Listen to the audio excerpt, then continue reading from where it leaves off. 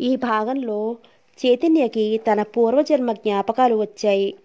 తన పూర్వజన్మ ఏమిటో అదంతా మనం తెలుసుకుందామా? కథలోకి వెళ్ళిపోదాం. 1975 గంటకు 1000 మైళ్ళ వేగంతో తన చుట్టూ తాను తిరుగుతున్న భూభ్రమణాన్ని ఆపేసి 6 నెలలు వెనక్కిపోతే అప్పుడే విశ్వనాథ్ ఎంఏ ఫస్ట్ క్లాస్లో పాస్ అయ్యాడు. తండ్రి వేమరాజుకి కొడుకు ఐఏఎస్ చదివించి తనలాగే తయారు చేయాలని కోరిక. కానీ విశ్వనాథ్ మాత్రం ఐఏఎస్ చదవను అన్నాడు. మరెందుకయ్యా ఆ ఎంఏ అయినా చదివావు అన్నాడు తండ్రి లోకజ్ఞానం కోసం. అయితే ఏమిటి చేయాలని ఉద్దేశం? మనిషిని వాడి ప్రవర్తనని స్టడీ చేయాలని ఉంది. లోకంలో మనుషులు ఇలా ఎత్తుకు తన్నుకు చస్తున్నారో నాకు చేతనైనంత వరకు ఆ తన్నులాటని ఆపాలని తండ్రి వింతగా చూశాడు. సరే నీ ఇష్టం అన్నట్లు అప్పటికి ఊరుకున్నాడు. తన కొడుకు ఉద్యోగం చేసి ఇంత సంపాదించి బ్రతకాలని లేదు. 10 తరాల వరకు ఎంతమంది తిన్నా తరగనంతటి ఆస్తి ఉంది. మరికొంత ఆయన గడించాడు. తాతగారు బ్రిటిష్ వారి కాలంలో జమీందార్. ఆయన సంపాదించుకున్న స్థిరచరాస్తుల్ని ఇప్పటి ప్రజాస్వామిక పద్ధతి ప్రభుత్వం లాగేసుకోకుండా ఉండేందుకు వేమరాజు గారు ప్రభుత్వంలోనే అధికారై ఆ ఆస్తులకు కుక్కల కాపలా కాస్తూ ఉన్నారు.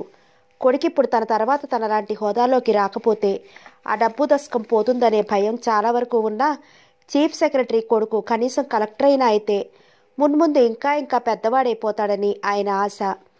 ఇప్పుడు కొడుకు మనిషిని స్టడీ చేసే ఉద్యోగం ఉచితంగా చేస్తాననగానే దానికి ఆయన మరో రకంగా భాష్యం చెప్పుకున్నాడు. బహుశా వాడు రాజకీయాల్లోకి దిగుతాడేమో. రాజకీయాల్లోకి పోతే కలెక్టర్, కమిషనర్, చీఫ్ సెక్రటరీ ఉద్యోగాల కంటే గొప్ప హోదాలోకి పోతున్నట్లే. వేలిముద్రలు వేయగలిగిన వాడే ప్రభుత్వాన్ని శాసిస్తూ ఉంటే పెద్ద చదువులు చదివిన కొడుకు రాజకీయాల్లోకి ప్రవేశిస్తే చకచక ప్రమోషన్లు కొట్టేసి ప్రధాని అయిపోతాడు. ఎన్ని కోట్లు కొట్టేసినా వాడి పదవి పోవచ్చునేమో కానీ దగ్గరికి వచ్చిన డబ్బులు ఎవరూ తిరిగి లాక్కోలేడు. కాకపోతే కాస్త కాకా తెలియాలి. కోతి లక్షణాలు అబ్బాలి. శాఖాక్రమణ విద్యలో నిష్ణాతుడవ్వాలి. మనిషి కోతి నుంచి ఆవిర్భవించాడు అని డార్విన్ ప్రతిపాదించాడు. కాబట్టి అప్పటి నుంచి మనిషి కోతిలా ప్రవర్తించినా ఎవడూ ఏమీ అనలేకపోతున్నాడు. ఒక రోజున విశ్వనాథ్కి ఫోన్ వచ్చింది. ఆ ఫోన్ చేసింది ఎవరో అతనికి తెలుసు. వాళ్ళు చెప్పిన విషయాలన్నీ జాగ్రత్తగా విన్నాడు. అవి అతి రహస్యమైన విషయాలు. వివరాలు అతి జాగ్రత్తగా సేకరించాలంటే పెద్దవాళ్లతో బాగా పరిచయం ఉండాలి. ఒకవేళ ఉన్నా ఈ రహస్యాలు అంత సులభంగా తెలియవు. తెలియకుండా పత్రికల్లోకి ఎక్కేస్తే ప్రమాదం. అతనికి చప్పున మంత్రిగారి అమ్మాయి శోభ గుర్తుకు వచ్చింది. ఆమెతో విశ్వనాథ్కి అంత పరిచయం లేదు. మాధురి, శోభ ప్రాణ స్నేహితురాళ్ళు. మాధురి తనకు స్నేహితురాలు. ఆమె ద్వారా శోభ స్నేహం సంపాదించుకున్నాడు. వెంటనే మాధురి ఇంటికి ఫియట్ కారులో వెళ్ళాడు. అదృష్టవశాత్తు శోభ మాధురి ఇంట్లోనే ఉంది. విశ్వనాథుని చూసి శోభ ఎగిరి గంతేసినంత పనిచేసింది. అతని కళ్ళల్లో ఏదో కాస్మిక్ తేజస్సు ఉంది అని శోభ భావం. ముఖంలో మ్యాగ్నెటిక్ ఫోర్స్ ఉంది అనేది కూడా శోభ భావమే. మాధురి విశ్వనాథుని ఆమెకు పరిచయం చేయకుండానే ఆమె అతని మీద పడబోయి నమస్కార బాణాలు ప్రయోగించేసింది. ఆమె ప్రవర్తన వింత అనిపించింది.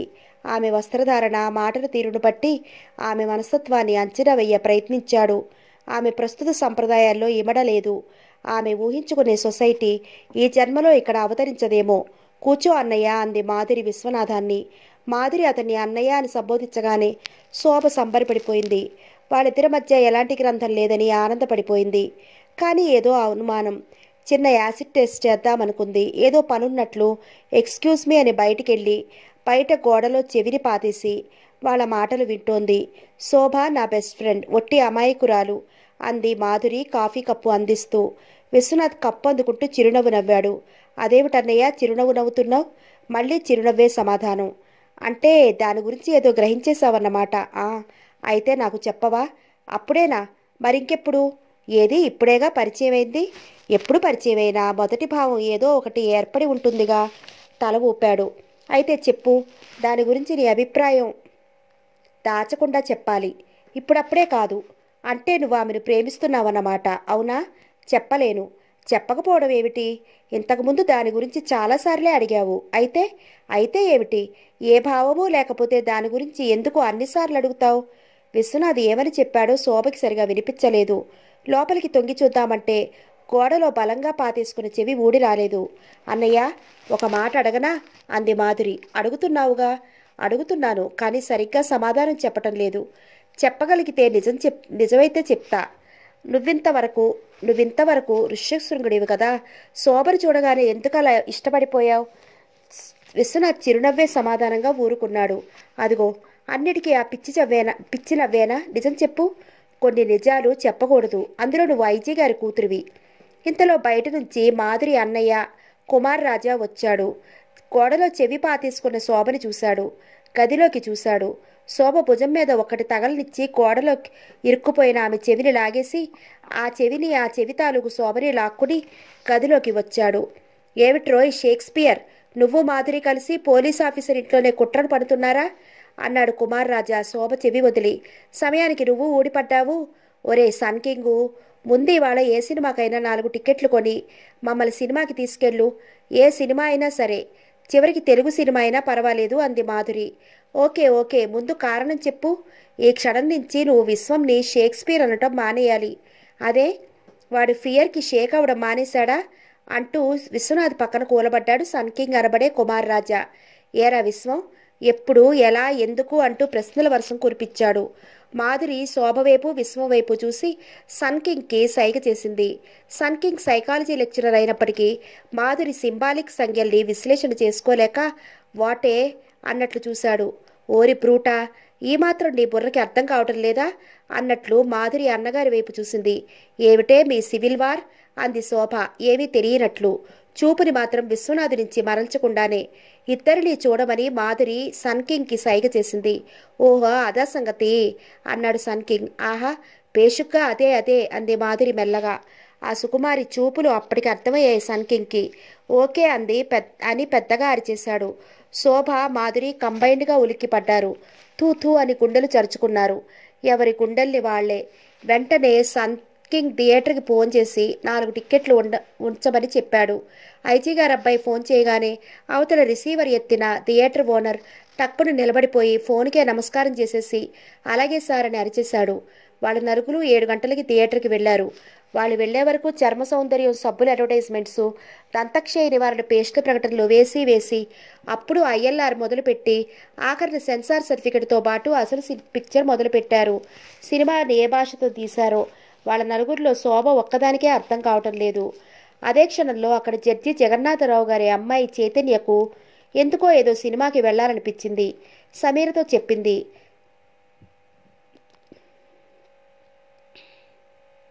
సమీరకి ఫిట్స్ వచ్చినంత పనైంది. సినిమాకా అని రెట్టించి అడిగింది. అవునే, అసలు సినిమాలో బొమ్మ ఏ పక్కన పడుతుందో నీకు తెలుసటే అంది సమీర. చైతన్య మాట్లాడలేదు. దుస్తులైనా మార్చుకోకుండా గబగబా వెళ్లి కారు తీసింది. సమీర ఆమెను ఫాలో అయ్యి మెట్ల మీద నుంచి జారిపడి కారులో చైతన్య పక్క సీట్లో తేలింది. చైతన్య మాట్లాడకుండా కారుని టాప్ స్పీడ్లో పోనిచ్చింది. ఒక సినిమా హాల్ ముందు సడన్ బ్రేక్తో కారుని ఆపేసింది. సమీర చైతన్య వైపు ఆశ్చర్యంగా చూసింది. ఈ సినిమా చూస్తావటే అంది మరీ ఆశ్చర్యపోతూ. చైతన్య మాట్లాడలేదు. మొన్న మీ నాన్నగారు ఒక హంతకుడికి ఉరిశిక్ష వేయకుండా ఈ సినిమా చూడమని జడ్జిమెంట్ ఇచ్చారట. దాంతో ఆ హంతకుడు కాస్త. చైతన్య కారు దిగింది. లోపల చాలా కార్లున్నాయి. చైతన్య యాంత్రికంగా కార్ల మధ్య నుంచి నడుచుకుంటూ వెళ్ళి ఒక ఫియట్ కారు ముందు ఆగింది. కానీ ఆమె ఆ కారు వైపు చూడనే లేదు. ఆమె ఒళ్లంతా ఏదోలా అయిపోతోంది. వణికిపోతోంది. గుండెదడ హెచ్చిస్తోంది. మస్తిష్కంలో భావాలు అర్థం కాని రీతిలో గింగురుమంటున్నాయి. చైతన్య ఫియట్ కార్ దగ్గర నిలిచిపోయింది. ఏమిటి, సినిమాకని వచ్చి ఇక్కడే నిలబడిపోయావే? సమీరకు సమాధానం చెప్పలేదు చైతన్య. నిట్టూర్పు విడిచింది. నడు, వెళ్ళిపోదాం. ఎక్కడికి అంది సమీర అర్థం కాక. బంగళాకి. సినిమా చూస్తానన్నావు? చైతన్య అప్రయత్నంగానే ఫియట్ కార్ మీద చెయ్యి వేసింది. ఏదో ప్రకంపనలు. సమీర కారు వైపు చూసింది. ఏమిటే, ఈ కారు ఎవరిది? చైతన్య మాట్లాడలేదు. వెనక్కి తిరిగిపోయి తన కారులో కూర్చుంది. సమీర కూడా పరుగు నడకలతో వచ్చి ఆమె పక్కన కూలబడింది. చైతన్య కారు స్టార్ట్ చేసింది. సాలోచనగా మెల్లగా నడిచింది. ఆమె విచిత్ర ప్రవర్తన సమీరకేవీ అర్థం కావటం లేదు. ఏమిటే, అసలు ఎందుకంత కంగారుగా సినిమాకి వచ్చినట్లు? ఆ కారుని చూసి ఎందుకు వచ్చేస్తున్నావు? చైతన్య మాట్లాడలేదు. అసలు ఆ కారు ఎవరిదే? తెలియదు. తెలియకపోతే ఎందుకు ఆ కారు మీద చెయ్యి వేశావు? ఆ కారుని కొంపతీసి కొనేస్తావా? చైతన్య తల అడ్డంగా తిప్పింది. మరి? చైతన్య క్షణం మాట్లాడలేదు. కారు మెల్లగా ఆగింది. ఎందుకు ఆపావే? చైతన్య ఇక్కడ లేదు, ఎక్కడో ఉంది. సమీర ఆమెను కదిపింది. చైతన్య! చైతన్య ఒక నిట్టూర్పు విడిచింది. తనలో తాను గొడుక్కుంది. ఆ కారుకి యాక్సిడెంట్ జరగబోతోంది. సమీర ఉలిక్కిపడింది. ఏ కారుకే? సినిమా హాల్ దగ్గర చూసిన కారుకి. ఎప్పుడు? తెలియడం లేదు. పిచ్చిగా మాట్లాడకు. ఎవరన్నా వింటే నవ్విపోతారు. కారుని స్టార్ట్ చేయి, లేదా పక్కకి తప్పుకో, నేను డ్రైవ్ చేస్తాను. చైతన్య వద్దని సైగ చేసింది. సమీ, ఆ మధ్య మనం జెయింట్ అనే ఇంగ్లీష్ పిక్చర్ చూసామంది చైతన్య. నాకు గుర్తుందిలే, కానీ నీకు గుర్తుండడమే విచిత్రం. నా మాట అలా ఉంచు, నీకు గుర్తుంది కదూ? బాగానే ఉంది. ఎలిజబెత్ టైలర్ యాక్ట్ చేసింది. ఆవిడ కాకుండా ఆ చిత్రంలో జేమ్స్ బ్రియాన్ డీన్ అనే హాలీవుడ్ నటు నటించాడు. గుర్తుందా? నాకు ఇంగ్లీష్ పిక్చర్స్ కంటతే, కానీ నీకు గుర్తుండటం. నీకు గుర్తుందా అంది చైతన్య మళ్ళీ. గుర్తుంది. ఆ డీన్తో పాటు రాక్ హడ్సన్ కూడా అందులో నటించాడు. ఆ జేమ్స్ బ్రియన్ డీన్కి కార్లని స్పీడ్గా డ్రైవ్ చేసే సరదా ఉండేది. ఎన్నో కార్ల రేసుల్లో ప్రైజులు పొందాడు. జెయింట్ చిత్రంలో నటించాక ఒక రోజున ఒక కొత్త కారుని కొన్నాడు. జెయింట్ పూర్తయింది, ఇంకా రిలీజ్ కాలేదు. డీన్ ఆ చిత్రంలో చాలా బాగా నటించాడు. ఆ ఆనందంలో ఆ కారుని తీసుకుని పిచ్చి ఆనందంతో ఓవర్ స్పీడ్లో పోతున్నాడు. సెరినాన్ అనే చోట మరో కారుని గుద్దేసి అక్కడికక్కడే ముక్కలు ముక్కలైపోయాడు. సమీర కెవ్వుమంది. చచ్చిపోయాడా? 150 మైళ్ళ స్పీడ్లో పోతుంటే బతుకుతాడటే. అతను ఎప్పుడూ అంటూ ఉండేవాడట, కారులోనే నా జీవితం ముగుస్తుంది అని. ఆ కారును అతను కొన్నప్పుడు అతని స్నేహితులందరికీ ఎందుకో ఆ కారును చూస్తే చాలు ఏదో విచిత్రమైన భయం కలిగేదట. ఆ కారుని వదిలించుకోమని హాలీవుడ్ నటులెందరో అతన్ని హెచ్చరించారట. ఉర్సులా ఆండ్రెస్, ఎలక్ గిన్నిస్ లాంటి నటీనటులెందరో ఆ కారును చూసి చిత్రమైన వైబ్రేషన్స్ ఫీల్ అయ్యేవారట. కారు యాక్సిడెంట్లో డీన్ చనిపోయాడా? అతని మిత్రుడు జార్జ్ బెర్రిస్ ముక్కలైపోయిన ఆ కారుని కొనుక్కున్నాడు. దాని ఇంటికి తీసుకువచ్చి ట్రక్లోంచి దించుతున్నప్పుడు అది జారిపడి ఒక మెకానిక్ 2 కాళ్ళు తెగిపోయాయి. ఓ మై గాడ్ అని అరిచింది సమీర. దాంతో భయపడి దాని ఇంజన్ని విడదీసి తర్వాత డాక్టర్ మెక్ హెన్రీకి అమ్మేశారు. మరో డాక్టర్ విలియం ఎస్క్రిడ్ ఆ డీన్ కారు మిగతా భాగాలని కొనుక్కున్నాడు. డాక్టర్ మెక్ హెన్రీ ఆ కారు ఇంజన్ని మరో కారుకు బిగించి ఓ కారు రేసులో డ్రైవ్ చేస్తూ ఉండగా అది ఒక చెట్టుకు గుద్దుకుని ఆ డాక్టర్ మెక్ హెన్రీ చనిపోయాడు. డీన్ కారు మిగతా భాగాలతో మరో కొత్త కారుగా తయారు చేసుకుని అదే కారు రేసులో పాల్గొన్న డాక్టర్ విలియం ఎస్క్రిడ్ కారు తిరగబడిపోయి సీరియస్గా గాయపడ్డాడు. తర్వాత డీన్ కారుని కుర్రాళ్ళొచ్చి సరదాగా చూస్తూ పోతూ ఉండేవాళ్ళు. ఆ కుర్రాళ్ళలో 2 చేతులు తెగిపోయాయి. మరోసారి డీన్ మరో మిత్రుడు బేరిస్ ఆ కారుని నడుపుతూ ఉండగా దాని 2 చక్రాలు అకారణంగా ఊడిపోయాయి. ఇక లాభం లేదనుకుని ఆ కారుని తీసుకుపోయి ఒక గ్యారేజ్లో పడేశారు. ఆ గ్యారేజ్లో పెట్టిన 4 గంటల్లోనే మొత్తం గ్యారేజ్ అంతా తగలబడిపోయింది. దగ్గరలో ఉన్న బిల్డింగ్ నాశనం అయిపోయింది. గ్యారేజ్లో ఉన్న మిగతా కార్లన్నీ ధ్వంసం అయిపోయాయి. కానీ చిత్రం, డీన్ కారుకు మాత్రం ఏమీ కాలేదు. సమీర ఆశ్చర్యపోయి వింటోంది. ఇదంతా ఏదో మాయల్ ఫకీర్ కథలా ఉందో ఏమో. తర్వాత అంది. తర్వాత ఆ కారును మరో చోటుకు తీసుకుపోయి కాస్త ఎత్తైన ప్లాట్ఫామ్ మీద ఉంచి ఎగ్జిబిషన్లా ప్రదర్శించారు. ఎంతోమంది వస్తూ ఆ కారుని విచిత్రంగా చూస్తూ పోయేవారు. ఒకసారి కొందరు హై స్కూల్ స్టూడెంట్స్ దాన్ని చూడటానికి వచ్చారు. ఏ కారణం లేకునే కారు ప్లాట్ఫామ్ మీద నుంచి పడిపోయింది. ఒక స్టూడెంట్ కాలు విరిగిపోయింది. కొన్నాళ్ల తర్వాత జార్జ్ బెర్క్యూస్ అనే ఆయన దాన్ని ఒక ట్రక్ మీద వేసుకుని సెరినాస్కి వెళ్తున్నాడు. ఆ సెరినాస్ అనే చోటనే డీన్ కారుకి యాక్సిడెంట్ అయ్యి చనిపోయాడు. సరిగ్గా ఆ సెరినాస్ ప్రాంతం దగ్గరికి వచ్చేసరికి డీన్ని చంపిన శాపమే పనిచేసిందో ఏమో, ట్రక్ కంట్రోల్ తప్పి స్టీల్ వైర్లతో కట్టి ఉంచిన డీన్ కారు బెర్క్యూస్ మీద పడి అతన్ని చంపేసింది. 2 ఏళ్ల తర్వాత దాన్ని హరో ట్రక్లో రవాణా చేస్తూ ఉంటే అది 2 ముక్కలై పెద్ద యాక్సిడెంట్ జరిగింది. 1958లో దాన్ని మరో ట్రక్లో తీసుకుని వెళుతున్నారు. ట్రక్ ఒక చోట ఆగిపోయింది. బ్రేక్ ఫెయిల్ అయ్యి డీన్ కారు కిందకి దొర్లిపోయింది. 1959లో ఆ కారుని న్యూ ఆర్లియన్స్ అనే చోట ప్రదర్శన చేస్తుంటే ఏ కారణం లేకుండానే అది అకస్మాత్తుగా 11 ముక్కలైపోయింది. అయితే ఇవన్నీ ఆ డీన్ కారు వల్ల ప్రత్యక్షంగా జరిగిన ప్రమాదాలు. పరోక్షంగా కూడా చాలా ప్రమాదాలు జరిగాయి. ఏమిటే అంది సమీర. జెయింట్ చిత్రంలో డీన్కి కొన్ని నీళ్లలో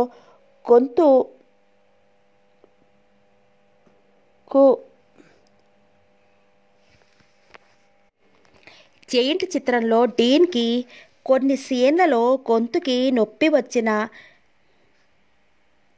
నిక్ యాడమ్స్ 1967లో ఓవర్ డోస్ మాత్రల వల్ల చనిపోయాడు. జెయింట్ చిత్రంలో డీన్కి కొన్ని సీన్లలో గొంతుకు ఎరువిచ్చిన నిక్ యాడమ్స్ 1968లో ఓవర్ డోస్ మాత్రల వల్ల చనిపోయాడు. రిబెన్ విథాట్ ఏ కాజ్ అనే చిత్రంలో డీన్కి సపోర్టింగ్ యాక్టర్ సేల్ మినియోని 1976లో ఎవరో హత్య చేసేశారు. డీన్ మెకానిక్ రోల్ ఫ్యూతరిక్ ఇంకా బతికే ఉన్నాడు జైల్లో. అతను తన భార్యను నిష్కారణంగా హత్య చేసి యావజ్జీవ కారాగార శిక్ష అనుభవిస్తున్నాడు. ఇన్ని హత్యలు చేసిన జేమ్స్ బ్రియన్ డీన్ కారుని ఒక ట్రక్లో ఎక్కించి డీన్ మిత్రుడైన బెర్రిస్కి రవాణా చేసేశారు. ఆ కారు అతనికి చేరనే లేదు. అదేమంది సమీరా. ఏమో, మియామి లాస్ ఏంజల్స్ మధ్యలో డీన్ కారు అయిపో అజా లేకుండా మాయమైపోయింది. కొంతసేపటి వరకు సమీర నోటమాట రాలేదు. జెయింట్ పిక్చర్ని తను చూసింది. చిత్రం దాదాపు 4 గంటలు. బోర్ కొడుతుందేమో అనుకుంది. కానీ ఎంత చూసినా ఇంకా చూడాలనే అనిపించేది. ఎలిజబెత్ టేలర్ మహా అందగత్తె, గొప్ప నటి. రాక్ హడ్సన్ కూడా మహానటుడే. వీళ్ళ మధ్య ఈ కొత్త నటుడు డీన్ కూడా మహాబలుడిలా నటించాడు. అలాంటి నటుడి జీవితం ఇంత అర్థాంతరంగా ముగిసిపోయింది. అయితే అతని జీవితం ఇంత విషాదంగా ముగియడం, అతనితో పాటు మిగతా వాళ్ళు కూడా విచిత్రంగా పోవడం ఇంద్రజాలమా, యాక్సిడెంట్లా, దైవికమా? ఇది నిజంగా జరిగిందేనా? సమీర నమ్మలేకపోయింది. అసలు ఆ కారు దెయ్యం కారేమో అంది సమీర. దెయ్యమని నువ్వే అర్థంతో అన్నావో నాకు తెలియదు, కానీ నాకు అనిపిస్తోంది మనకి ఒక్కొక్కరిని చూస్తే ప్రేమ పుడుతుంది,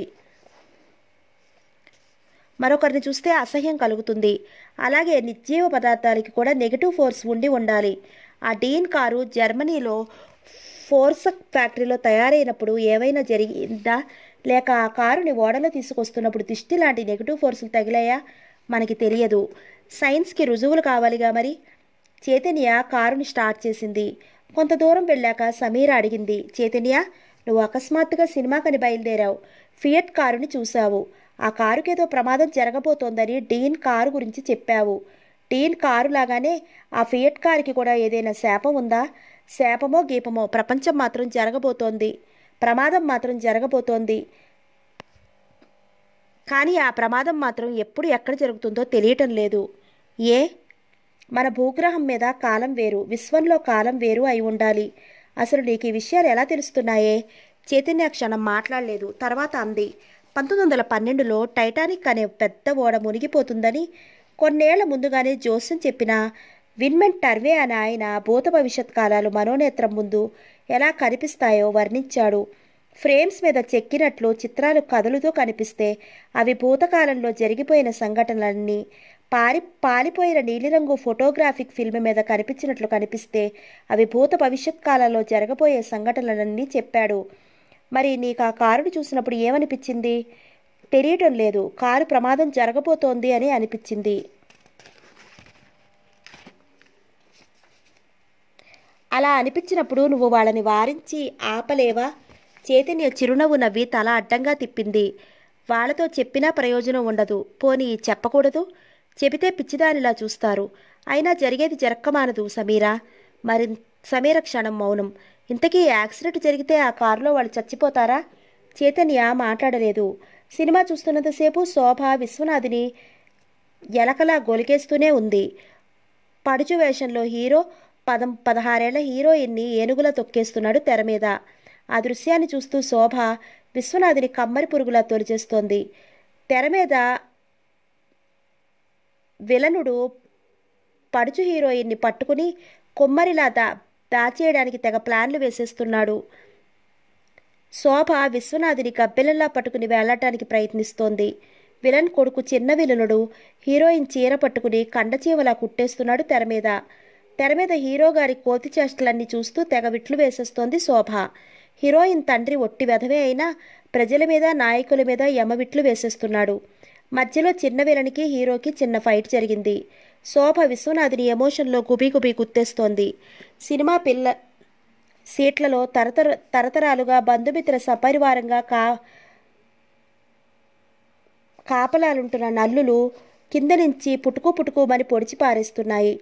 తాతల ముత్తాతల కాలం నుంచి సహజీవనం సాగిస్తున్న దోమేశ్వరులు ముఖాన్ని కాళ్ళని పీకేస్తున్నాయి.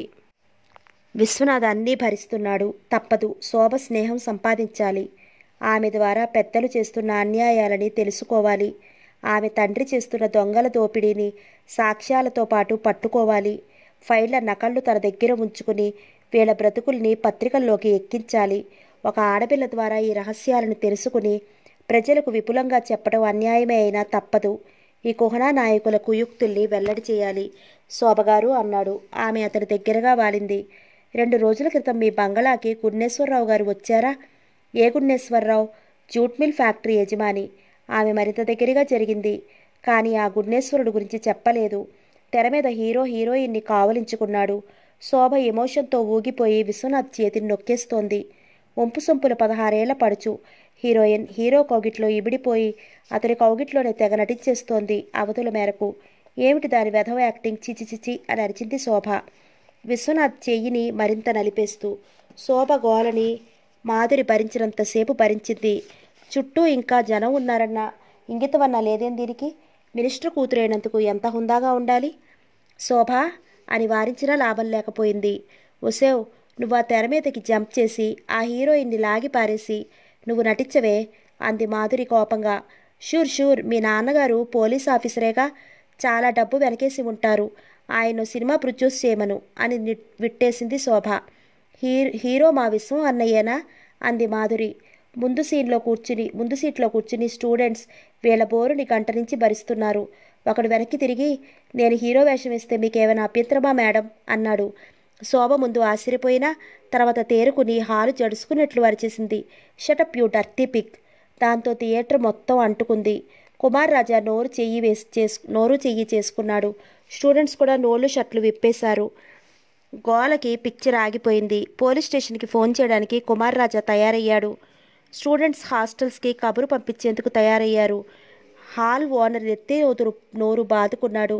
సర్ది చెప్పబోతూ ఉంటే ఎవరో అతని బట్టతల మీద బాటా చెప్పుతో తబలా వాయించేశారు. విశ్వనాథ్ సీట్లోంచి లేవలేదు.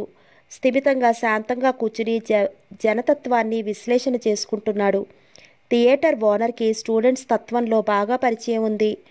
ఆయనే గాని విద్యార్థుల మనస్తత్వం మీద థీసిస్ రాస్తే డాక్టరేట్ కొట్టేయగలడు. కానీ అదే రాస్తే తన శరీరం కాస్త డాక్టర్ల ఆపరేషన్ థియేటర్లకి అంకితం అయిపోయిందని ఆ థీసిస్ రాసే భావానికి కళ్ళం వేసుకున్నట్ట. ఇటు చూస్తే ఐజీ గారి పిల్లలు, చీఫ్ సెక్రటరీ గారి అబ్బాయి, ముఖ్యంగా ఆ రౌడీ పిల్ల శోభ, పెద్ద మంత్రి గారి సుపుత్రిక. ఓనర్ వాళ్ళని బతిమాలి బయటికి తీసుకువచ్చాడు. బాబుగారులు, అమ్మగారులు, ఇవి చేతులు కావు అని వాళ్ళందరి చేతుల్ని కంబైన్డ్గా తన చేతులతో పట్టుకుని ఏడ్చాడు. తమరు మరోలా అనుకోకండి సార్లు, వాళ్ళు పోకిరి స్టూడెంట్స్. తమరి వాళ్ళకి వెళ్ళిపోండి. మేమెందుకు వెళ్ళిపోవాలండి? ఇప్పుడే మా నాన్నగారికి ఫోన్ చేసి మొత్తం ఆ పోలీసు బలగాన్ని రప్పిస్తా అని రొప్పుతోంది శోభ. పోలీసులే వస్తే తన సినిమా హాలు రాబోయే తరాల పురాతత్వ పరిశోధకుల తవ్వకాల్లోనే బయటపడుతుంది. శోభ ఇంకా అరుస్తూనే ఉంది. తండ్రి దేశపాలకుడు కాబట్టి. ఒసేవ్, చేసిన పనికి క్షమార్పణలు చెప్పుకోవాల్సింది పోయి అరుస్తావే, ఇంకా నడు పద అంది మాధురి. శోభకి నో కాన్ఫిడెన్స్ మోషన్లో ఓడిపోయిన మంత్రి గారికి వచ్చినంత ఉక్రోషం వచ్చి పడింది. బయటికి వెళ్ళిపోతే తను ఓడిపోయినట్లే. హాల్లో భీష్మించి కూర్చుంటే ఆ గడుగ్గాయలు మీద పడి రక్కేస్తారు. నేను రాను అని అరిచింది. లాభం లేక మాధురి ఆమె చెయ్యి పట్టుకుని లాక్కొచ్చి కారులో కుదేసింది. ఫ్రంట్ సీట్లో కుమార్ రాజా కోపంగా సన్ కింగ్లా కూర్చున్నాడు. Vishwanath United Nations Organisation secretary జనరల్లా కదలకుండా డ్రైవింగ్ సీట్లో కూర్చున్నాడు. కారు స్టార్ట్ అయింది. తన బంగళాలో బెడ్రూమ్లో పడుకుని పుస్తకం చదువుకుంటున్న చైతన్య ఉలిక్కి పడింది. చుట్టూ చూసింది. ఏమైంది తనకేమీ కాలేదు. కానీ ఎవరికో ఏదో కాబోతోంది. ఎవరు వాళ్ళు? ఏమవుతుంది వాళ్ళకి? ఎక్కడ ప్రమాదం జరగబోతోంది? ఎన్నో అక్షాంశం, ఎన్నో రేఖాంశాల మధ్య ఎప్పుడు జరుగుతుంది? ఎంత మనసుని కేంద్రీకరించినా తెలియటం లేదు. వాళ్ళెవరో తెలియదు. వాళ్ళకేమవుతుందో తెలియదు. ఎక్కడ ఎలాంటి ప్రమాదం జరగబోతుందో తెలియటం లేదు. ఆ తెలియని మనుషుల దగ్గరకు, ఆ తెలియని ప్రమాదం నుంచి ఏ ప్రదేశానికి వెళ్ళి రక్షించాలి? వద్దు, జరిగేది జరక్కమానదు. జరగవలసిన ప్రమాదం నుంచి తప్పించగలిగే శక్తి తనకుందా? ఒకవేళ తప్పించగలిగితే జరగాల్సిన వైన్ రియాక్షన్ సంఘటనలు ఎటువైపుకి మళ్ళీపోతాయి? చైతన్య నెట్టూర్పు మాత్రం విడిచి ఊరుకుంది. అయినా వాళ్ళెవరు, తనెవరు? వాళ్ళు తన స్నేహితులు కారు, బంధువులు కారు. కనీసం వాళ్ళని ఎప్పుడైనా చూసైనా ఎరుగదు. అయినా వాళ్ళ గురించి తనకెందుకు ఈ తాపత్రయం? తిరిగి బెడ్ మీద పడుకుంది. నిద్ర రాదు. మనసు వికలమైపోతోంది. పెద్దన్నయ్య జానకీనాథ్ ఊరంతా బలాదూర్ తిరిగొచ్చాడు. కారులో పోతూ వాడికి రోడ్లను నిలువునా అడ్డంగా రోజూ కొలవడం ఒక రకం హాబీ. రోడ్డు మీద వయ్యారంగా నడిచిపోయే నవలామణుల్ని రెండు కళ్లతో కొరిచి పారేయడం మరింత గొప్ప హాబీ. సినిమాలకు మహారాజా పోషకుడు. పుస్తకాల్లోని అక్షరాలను ఏ పక్క నుంచి ఏ పక్కకి చదవాలో తెలియని మేధావి కాబట్టి కాలేజీకి కూడా మహారాజా పోషకుడే. వాడి వెనకాలే చైతన్య చిన్నన్నయ్య కూడా వచ్చాడు. వీడికి రోడ్లను కొలిచే జ్ఞానం లేదు గాని సెంటర్లో గంటల తరబడి నిలబడతాడు. బహుశా సెంట్రల్ మినిస్టర్ అయిపోవాలనే వాడి భావం. హైస్కూల్లో పెద్దన్నయ్యకు క్లాస్మేట్ అయిపోయాడు. కాలేజీలో సీనియర్ అయిపోయాడు. కానీ ఫైనల్ ఇయర్లో ఒక కోమలాగి తగలడం వల్ల అక్కడే లంగరేసుకుని కూర్చుండిపోయాడు. మరి ఆ క్లాస్ నుంచి కదలలేదు. వీడి పేరు గౌరీనాథ్. వాళ్ళ బంగళాలో 2 ఫోన్లున్నాయి. అందువల్ల ఈ ఫోన్ మోగినప్పుడల్లా దాని మీద అన్నదమ్ములిద్దరూ ఒలింపిక్ బాక్సర్లాగా పడిపోయేవారు. ఫోన్ మోగింది. అన్నదమ్ములిద్దరూ ఫోన్ మీద బోర్లా పడిపోయారు. కానీ బెడ్ మీద చైతన్య ఉంది. ఆమెను చూస్తే ఎందుకో ఇద్దరికీ భయమే. చైతన్య రిసీవర్ ఎత్తడంతో అన్నదమ్ములిద్దరూ కొండపల్లి బొమ్మల్లా ఉండిపోయారు. హలో అంది చైతన్య. అవతల నుంచి సమీర. ఎవరికి ఫోన్ చేసి ఉంటారా అని కొండపల్లి బొమ్మలు 2 ముఖాముఖాలు చూసుకున్నాయి. తెగ గొణికేసుకుంటున్నారు. ఏమిటే, నీ రూమ్లో ఎవరెవరున్నారేమిటి అంది సమీర. కొండపల్లి బొమ్మల సనుగుడు స్పష్టంగా రిసీవర్లో విని ఇంకెవరుంటారు? జానకి, గౌరీ. గౌరీకి ఫోన్ ఇవ్వు. చైతన్య గౌరీనాథ్ వైపు చూసింది. కానీ రిసీవర్ మాత్రం అతనికి అందించలేదు.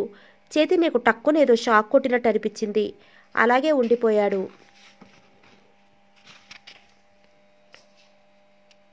చూపు పరిసరాల మీద లేదు. మనసులో ఏదో కల్లోలం. సోలార్ ప్లెక్సెస్లో ఏదో అలజడి. ఎక్కడో ఎప్పుడో ఏదో జరిగిపోయింది. కాదు, ఇప్పుడే జరిగింది. జరుగుతోంది, జరగబోతోంది. రోడ్డు మీద స్పీడ్గా పోతున్న విశ్వనాథ్ కారు బ్రేకులు ఫెయిల్ అయ్యాయి. ఆ విషయం విశ్వనాథ్ గుర్తించలేదు. వాళ్ళ కారులో ఘోరంగా చర్చించేసుకుంటున్నారు. విశ్వనాథ్ వాళ్ళ వాదనలో కలగజేసుకోకపోయినా వాళ్ళ మాటలు జాగ్రత్తగా వింటున్నాడు. తప్పంతా నీదేనే అంది మాధురి. కాదు, నా ఇష్టం. నేను మాట్లాడుతుంటే వాడేవాడంట ఆ మాట అనడానికి అని శోభ అరుస్తోంది. నోరు ముయ్యవే, వెధవ సమర్థించుకోవడాలు నువ్వును. నీకు అరవడానికి ఎంత హక్కు ఉందని నువ్వు అనుకుంటున్నావో అంతకీ నిన్న మాట అనడానికి అంత హక్కు ఉంది నాకు. నేను వాడికి పర్టికులర్గా ఏం అనలేదే. పర్టికులర్గా అతన్నే ఏం అనకపోవచ్చు. కానీ నీ గోల వల్ల హాల్లో ఎంత డిస్టర్బెన్స్ అయిందో తెలుసా? కుమార్ రాజా మధ్యలో కలిగించుకున్నాడు. ఎవరికీ లేని దురద వెధవ ఒక్కడికే ఎంత కలగాలే? నువ్వు దానికే వత్తాసు పలుకుతావట్రా? అతని స్థానంలో ఉంటే నువ్వు అలానే రియాక్ట్ అవుతావా లేదా? మాధురి ఎదురు ప్రశ్న వేసింది. శోభ ఏదో అనబోయింది. కుమార్ రాజా వెనక్కి తిరిగి అన్నాడు. రియాక్ట్ అవ్వచ్చు, నిజమే. కానీ అంత సంస్కారహీనంగా మాట్లాడకూడదు. దీనికి సంస్కారం ఏడ్చిందా? 10 మంది చుట్టూ ఉన్నారన్న ఇంగిత జ్ఞానమన్నా దీనికి ఉండొద్దు. ఏమిటే ఇంగితం? మాట్లాడే హక్కు నాకుంది. వాడికి ఇష్టం లేకపోతే వాడు బయటికి పోవాలి, అంతేగాని. ఆమె మాటలు పూర్తి కాకుండానే మాధురి అంది. నీలాగే సంస్కారహీనంగా నీ భాషలోనే జవాబు ఇవ్వకూడదంటావు. నోర్ముయ్, సంస్కారం గురించి నువ్వు నాకు చెప్తావటే అని శోభ అరిచింది. తర్వాత విశ్వనాథ్ భుజం మీద చెయ్యి వేసి కారు ఆపండి, దిగిపోతాను అంది కోపంగా. విశ్వనాథ్ కారు ఆపలేదు. ఆపండి అని ఊర్ధ్వస్వరంతో అరిచింది. విశ్వనాథ్ బ్రేక్ వేయబోయాడు. కానీ బ్రేక్ పడలేదు. అతనేవి కంగారు పడలేదు. కానీ దురదృష్టవశాత్తు ఓ పెద్ద రాయి మీదకి ఫ్రంట్ టైర్ ఎక్కిపోయింది. బ్యాలెన్స్ తప్పిపోయిన కారు పక్కకి ఒరిగిపోయి రోడ్డు పక్కకి దొర్లిపోయింది. ఇక్కడ ఉలిక్కిపడ్డ చైతన్య థ్యాంక్ గాడ్ అని నిట్టూర్పు విడిచింది. చైతన్య మాటలు అవతల సమీరకు ఫోన్లో స్పష్టంగా వినిపించాయి. ఏమిటే గాడ్గారిని తలుచుకుంటున్నావు? ప్రమాదం తప్పింది అంది చైతన్య నిద్రావస్థలో ఉన్నట్లు. ఎవరికి ప్రమాదం తప్పడం అన్నాడు పెద్దన్నయ్య. అదే మాటను సమీర కూడా ఫోన్లో అవతల నుంచి అంది. ఇందాక మనం చూసిన కారుకి. ఏమిటి, ఆ కారుకి ప్రమాదం తప్పిందా? మరి అందులో ఉన్న ఎవరికైనా దెబ్బలు తగిలాయా అని అడిగింది సమీర. తెలీదు అంది చైతన్య. మర్నాడు చైతన్యకు హాస్పిటల్ నుంచి ఫోన్ వచ్చింది. హాస్పిటల్కి వెళ్ళిపోవాలి. చప్పున లేచింది. కారు తీసుకుని ఎలా ఉన్నది అలాగే హాస్పిటల్కి వెళ్ళిపోయింది. హాస్పిటల్లో డాక్టర్ కరుణ ఆపరేషన్ థియేటర్లో ఉందని చెప్పారు. చైతన్యకు తిరిగి ఇంటికి వెళ్లాలనిపించలేదు. కరుణ ఆపరేషన్ థియేటర్ నుంచి బయటపడేంత వరకు అక్కడ కాచుకుని కూర్చోవాలని లేదు. ఎందుకో అకస్మాత్తుగా వచ్చేసింది. ఏదో విచిత్రమైన శక్తి ఆమెను అక్కడికి లాక్కొచ్చింది. ఆ విచిత్రమైన వింత శక్తే ఆమెను హాస్పిటల్లో బంధించేసింది. చుట్టూ అయోమయంగా చూసింది. కరుణ రూమ్లో కూర్చోలేకపోయింది. చైతన్య మెల్లగా లేచింది. యాంత్రికంగా కారిడార్లో నడుస్తోంది. 8వ నెంబర్ స్పెషల్ రూమ్. చైతన్య ఆ గది నంబర్ని చూడనే లేదు. కానీ ఎవరో పట్టుకుని ఆపినట్లు ఆగిపోయింది. ఆ గదిలో నుంచి ఏవో ప్రకంపనాలు, వైబ్రేషన్స్. ఆ గదిలో ఎవరున్నారు? ఏ పేషెంట్? గదిలో తనకు బాగా తెలిసిన ప్రాణిలానే అనిపిస్తోంది. తనది భావన అని పేరెట్టి పిలుస్తున్నట్టు భ్రమ. ఉలికి పడింది. ఏం చేస్తున్నావే అని అడిగింది డాక్టర్ కరుణ ఫోన్లో. చదువుకుంటున్నా. అయితే డిస్టర్బ్ చేయను, ఉంటా.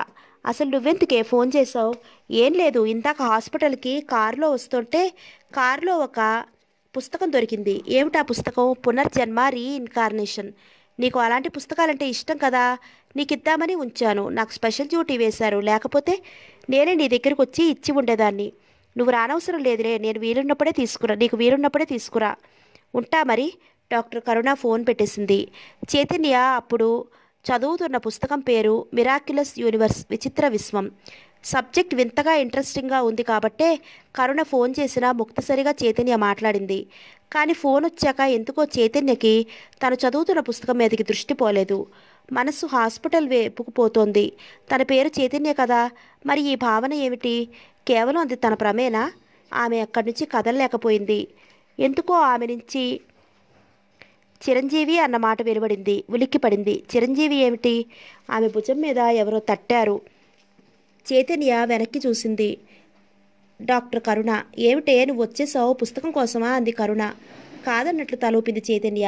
ఇక్కడ నిలబడి ఉన్నావే? చైతన్య 8వ నెంబర్కి అదికేసి చూసింది. ఈ గదిలో ఉన్నది. చైతన్య అంటూ ఉండగానే కరుణ అంది. చీఫ్ సెక్రటరీ కొడుకులే.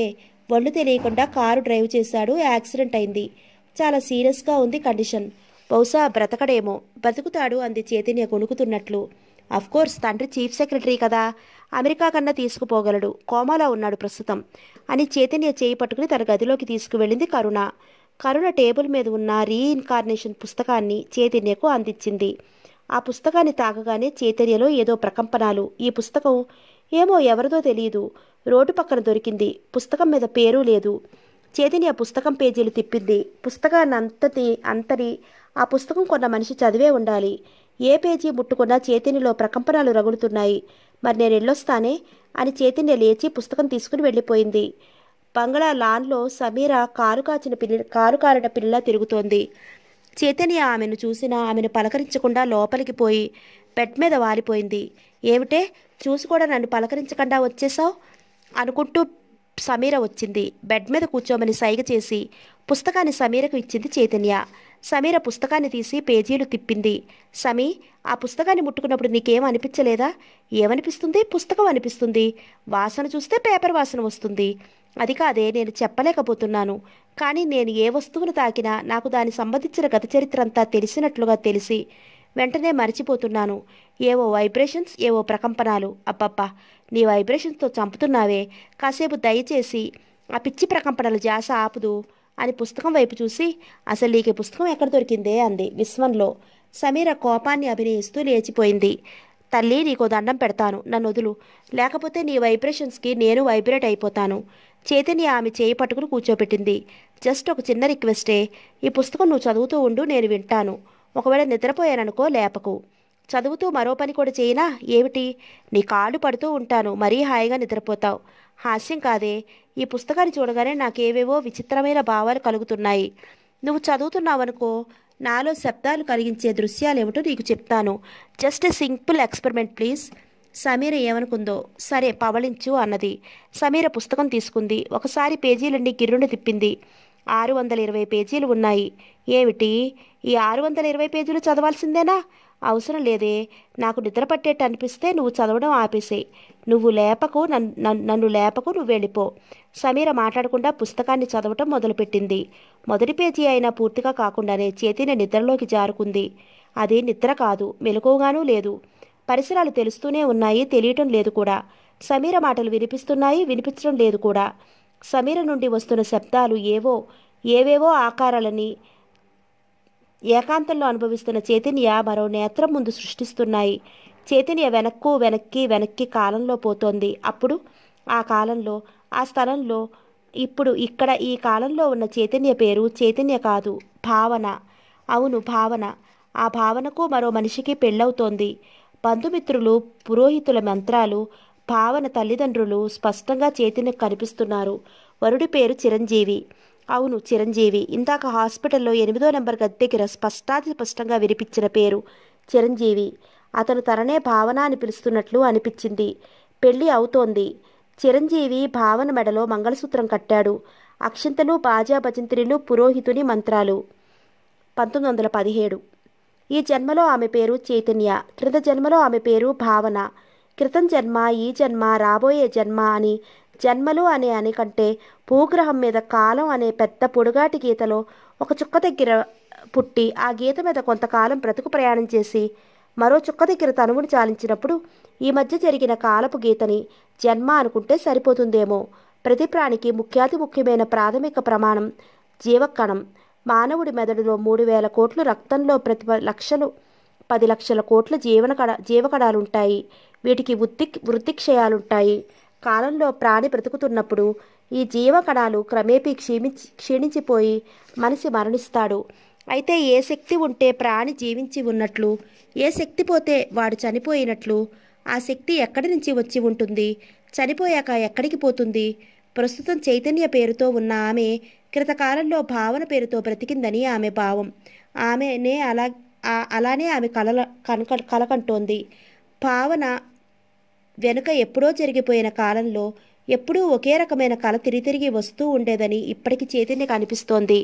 భావన తన కుటుంబంతో పాటు 2 ఎడ్ల బండిలో వెళ్తూ ఉన్నట్టు, హోరున వర్షం కురుస్తూ ఉన్నట్లు, ఆ బండి మధ్యలో ఆగిపోయినట్లు, అక్కడ ఓ పెంకుటిల్లు ఉన్నట్లు, ఆ పెంకుటిట్లో కిరోసిన్ దీపం ముందు కూర్చుని ఒక యువకుడు చదువుకుంటున్నట్లు, లతను వీడని చూసి సాదరంగా లోపలికి ఆహ్వానించినట్లు, పాలు కాచి ఇచ్చినట్లు, తను అతని వైపే ఆకర్షణ చెందినట్లు, అతనికి తల్లి లేనట్లు, తండ్రి మాత్రం పల్లెలో ఉన్నట్లు అతను చెప్పినట్టు కలొచ్చింది. అయితే అది ఏ ఊరో, ఆ ఊరు ఈ భూగ్రహం మీద ఎక్కడ ఉందో, అసలు ఉందో లేదో కూడా ఆమెకు తెలియదు. అతను అందంగానే ఉన్నాడు. ఎప్పుడూ చిరునవ్వే, వినయంగా మాట్లాడేవాడు. తనకి తన తల్లిదండ్రులకు అతను ఇష్టమైనట్లు, తర్వాత ఆ యువకుడికి పెళ్ళైపోయినట్లు కలలొచ్చేవి.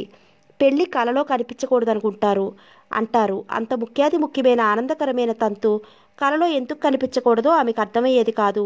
యవ్వనం కలలో కనిపిస్తే సంసారిక సుఖమనిను, పరిచయం కలగా వస్తే శాశ్వత స్నేహం అని, పరస్పర ప్రేమ కలగడమని, పుస్తకాలు కనిపిస్తే సుఖజీవనం అని, ఇల్లు కనిపిస్తే ఆరోగ్యం శుభం అని, దీపం కనిపిస్తే దేదీప్యమైన భవిష్యత్ అని కలలకు అర్థాలు చెప్తారు. భావన ఈ విషయాలని పుస్తకాల్లో చదివింది. ఎప్పుడో ఒకప్పుడు కలలో కనిపించిన యువకుడు తటస్థపడతాడని ఆమెకెందుకో అనిపించేది. కానీ ఎంతకాలం గడిచినా అలాంటిదేమీ ఆమె జీవితంలో సంభవించలేదు. భావన తల్లిదండ్రులు లక్ష్మీపుత్రులే కాకుండా సరస్వతీ ప్రసన్నులు కావడం వల్ల ఆమె ఆ కాలంలోనే పెద్ద చదువులు చదివింది. ఆ ఊళ్ళో భావన తల్లిదండ్రులే మోతుపరులు కావటం వల్ల ఆ ఊళ్ళోనే కాకుండా ఆ చుట్టుపక్కల చాలా గ్రామాల వరకు వారి వంశం గురించి తెలుసు. వాళ్ళ వంశంలో అందరూ చదువుకుంటున్న వాళ్ళు కావటం వల్ల భావనకు బాల్య వివాహం జరగలేదు. సంబంధాలు మాత్రం వెతికారు. ఒక సంబంధం తండ్రికి నచ్చితే తల్లికి నచ్చేది కాదు. తల్లికి నచ్చిన సంబంధం తండ్రికి సమ్మతించేవారు కాదు. ఇద్దరికీ నచ్చితే భావన ఒప్పుకునేది కాదు. భావనకి వరుసకి బావ అయిన ఒక భీమేశ్వరరావు భావన్నే పెళ్లాడతానని భీష్ముల్లా చాలా కాలం బ్రహ్మచారిలా ఉండిపోయాడు. కానీ బ్రహ్మచారి బెండకాయ ముదిరిపోతే లాభం లేదని చెప్పి ఆ అపర భీష్ముడికి ఓ అబలతో పెళ్లి నిశ్చయం చేసేశారు. ఆ పెళ్లికి భావన ఆమె తల్లిదండ్రులు బయలుదేరారు. అప్పట్లో కూడా రైలు బళ్ళు ఈశ్రోమంటూ ఇప్పటి సగటు భారతీయుల్లాగే భారంగా నడిచేవి. అప్పుడు కూడా వర్షాలు కురిసేవి. అప్పటికి ఆ దిక్కుమాలిన స్టేషన్లకి ఇప్పటి దిక్కుమాలిన ఈ స్టేషన్లకి అట్టే తేడా లేదు. కాకపోతే అప్పుడు రెక్కల కింద వాలేది ఇప్పుడు పైకి లేస్తోంది. సిగ్నల్ పైకి లేచినట్టే యాక్సిడెంట్స్ హెచ్చయి జనం ప్రాణాలు పైకి పోతున్నాయి. జనం పెరగకుండా ఉండేందుకు ఇప్పుడు నిరోధులు వాడుతున్నారు. కానీ ఏ రైల్వే మంత్రి గారు యాక్సిడెంట్లు నిరోధులు వాడటం లేదు.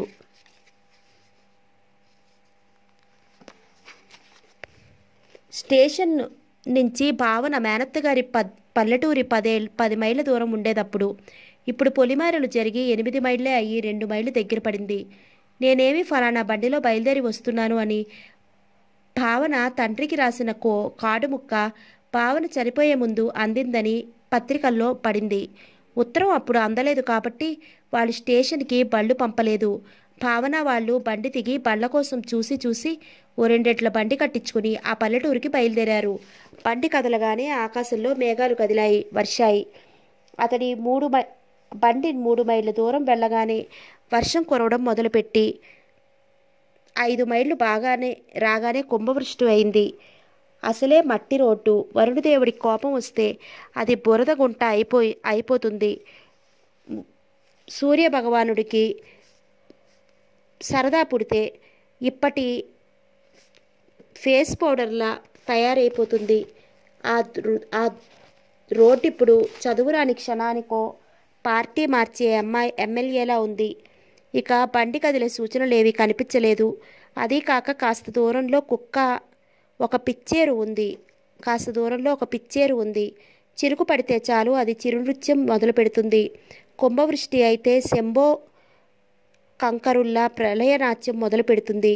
ఇది అరికెట్టడానికి ఆ పిచ్చేరు మీద కట్టిన చిన్న ప్రాజెక్ట్ మంత్రిగారు ప్రారంభోత్సవం చేసిన మర్నాడు కొట్టుకుపోయింది. మంత్రిగారి డిపాజిట్ తర్వాత ఎలక్షన్లో తుడిచిపెట్టుకుపోయింది. ఆ చుట్టుపక్కల గ్రామాల టోపోగ్రఫీ భావన తల్లికి తెలుసు. అందువల్ల బండిని ఆపించేసి వర్షం తగ్గే వరకు అక్కడెక్కడైనా తడవకుండా ఉండటం నిశ్రేయస్కరంగా అంది. అక్కడ పెళ్లికి వెళ్ళకపోతే మీ అన్నయ్య బాధపడతాడేమో అన్నాడు భావన తండ్రి. అతను బాధపడతాడని ప్రమాదాల్ని కొని తెచ్చుకుంటామటండి అని బండి తోలే సారథితో, బాబు ప్రక్కన ఊరొకటి ఉంది, అక్కడికి పోనీ అన్నది భావన తల్లి. బండి మలుపు తిరిగింది. పల్లె మొదట్లోనే ఒక పెద్ద పెంకుటిల్లు కనిపించింది. లోపల నుండి కిరసనాయిల దీపపు కాంతి కనిపిస్తోంది. భావన ఆ పెంకుటింటిని చూసింది. అచ్చు అలాంటి పెంకుటింటినే ఆమె ఎప్పుడో ఎక్కడో చూసినట్లు గుర్తు అనుకుంది. ఆ ఇంటి దగ్గరికి పోనీ అన్నాడు భావన తండ్రి. బయటి పెంకుటింటి ముందు బండి ఆగింది. బండివాడు దిగి తలుపులు తట్టాడు. ఓ యువకుడు తలుపులు తెరిచాడు. రథసారథి విషయం చెప్పాడు. ఇలా పట్నం నుంచి పెద్దింటోరు పెళ్లికని వచ్చారు. వర్షం చంపేస్తోంది. కాసేపు తమరు వాళ్ళని ఇక్కడ ఉండనిస్తే వర్షం తగ్గగానే వెళ్ళిపోతారని చెప్పాడు. యువకుడు తల ఊపి రమ్మన్నాడు. భావన ఆమె తల్లి తండ్రి బండి దిగుతుంటే ఆ యువకుడే 2 గొడుగులు తీసుకుని వాళ్ళకి ఎదురు వచ్చాడు. అంతా లోపలికి వెళ్లారు. వాళ్ళందరూ వర్షానికి బాగా తడిసిపోయి ఉన్నారు. యువకుడు వాళ్ళకి తువ్వాళ్లు ఇచ్చాడు. భావనకు మరో తువ్వాలు అందిస్తూ ఆమెను చూస్తూ అలాగే ఉండిపోయాడు. భావన కూడా అతన్ని చూస్తూ అలాగే డిటోగా ఉండిపోయింది. భావన తండ్రి తల తుడుచుకుంటూ ఉంటే ఆడవాళ్ళిద్దరూ లోపలి గదిలోకి వెళ్ళి బట్టలు మార్చుకున్నారు. వాళ్ళు తిరిగి వచ్చే లోపున ఆ యువకుడు కాఫీ కాసి తయారుగా ఉంచాడు. భావన కలలో పాలు కాచినట్లు కనిపించింది.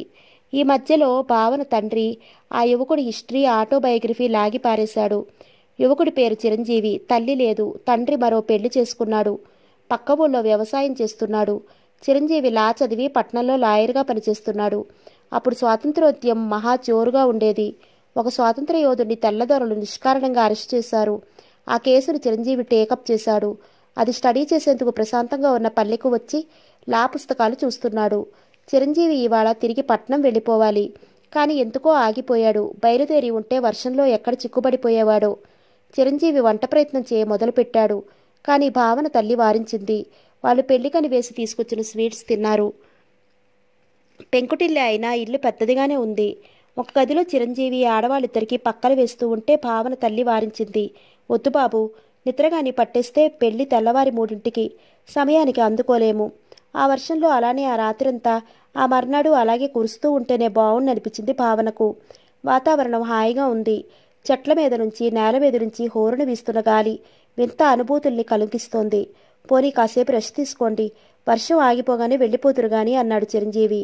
భావన ఆమె తల్లి అవతలి గదిలోకి వెళ్లారు.